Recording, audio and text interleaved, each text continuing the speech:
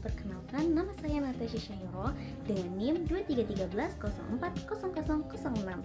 Di sini saya akan membuat sebuah video untuk memenuhi tugas akhir perkuliahan saya pada mata kuliah Hukum Perusahaan dan Ketenagakerjaan. Nah, pada kesempatan ini saya akan membawakan sebuah materi yang berjudul tentang waktu kerja dan cuti, aturan jam kerja, lembur, serta cuti tahunan dan cuti melahirkan. Sekian, selamat menonton. Bye. Banyak pekerja mengira bahwa bekerja lembur tanpa batas adalah hal yang wajar. Ada juga yang berpikir bahwa cuti adalah kemurahan hati perusahaan, bukan hak pekerja. Padahal semua itu telah diatur secara jelas dalam hukum ketenagakerjaan di Indonesia. Jika hak-hak tersebut diabaikan, maka yang dirugikan bukan hanya pekerja, tetapi juga kualitas dan keadilan dalam hubungan industrial. Oleh karena itu, melalui video ini kita akan membahas secara ringkas dan sistematis mengenai pengaturan waktu kerja, lembur, serta hak cuti bagi pekerja sesuai ketentuan yang berlaku. Waktu kerja dan cuti merupakan bagian penting dalam perlindungan tenaga kerja. Pengaturan ini bertujuan untuk menjaga keseimbangan antara produktivitas kerja dan kesehatan fisik serta mental pekerja.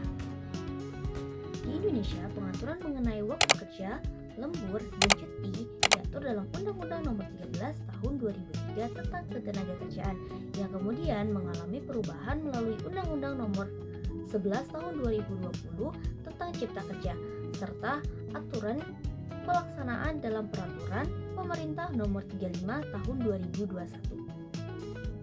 Nah, melalui regulasi tersebut, negara hadir untuk mencegah terjadinya eksploitasi tenaga kerja dan menjamin hak-hak pekerja tersebut.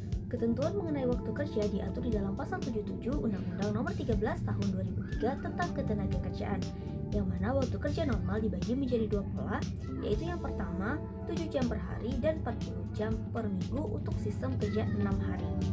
Yang kedua 8 jam per hari dan 40 jam per minggu untuk sistem kerja 5 hari. Nah, apabila perusahaan mempekerjakan pekerja melebihi dari ketentuan dalam Undang-Undang Nomor 13 Tahun 2003 tersebut, maka sistem kerja tersebut dikategorikan sebagai kerja lembur. Nah, selanjutnya adalah kerja lembur. Kerja lembur ini diatur di dalam Pasal 78 Undang-Undang Nomor 13 Tahun 2003 serta dipertegas lagi di dalam PP Peraturan Pemerintah Nomor 35 Tahun 2021, yang mana lembur hanya dapat dilakukan atas persetujuan pekerja dan atas perintah pemberi kerja. Waktu kerja lembur dibatasi paling lama adalah 4 jam dalam satu hari dan 18 jam dalam satu minggu. Setiap kerja lembur wajib dibayar upah lembur sesuai ketentuan peraturan perundang-undangan yang berlaku.